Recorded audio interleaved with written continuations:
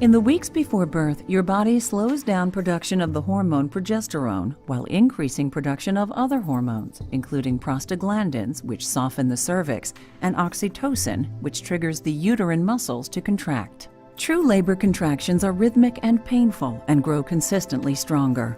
As the long vertical muscle bands of the uterus tighten, they pull the cervix open. The strong muscles at the top of the uterus push down and release, guiding your baby toward the cervix.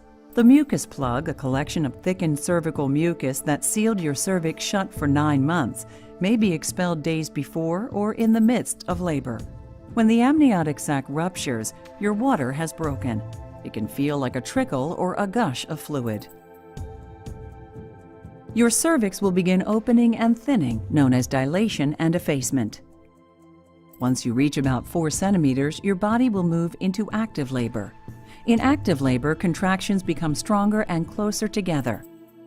At 8 centimeters, you enter what many consider the most painful part of labor, transition. By 10 centimeters, you're fully dilated and may feel the urge to push. This is your signal that the second stage of labor has begun.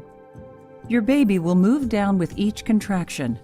The 3 separate soft bones of his head will temporarily overlap so he can pass through the snug birth canal.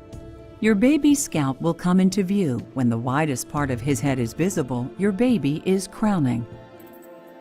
With several more pushes, your baby's face, shoulders, and body will emerge. In the third and final stage of labor, your placenta detaches and is expelled. With your baby's first breath, the incredible journey of birth is complete.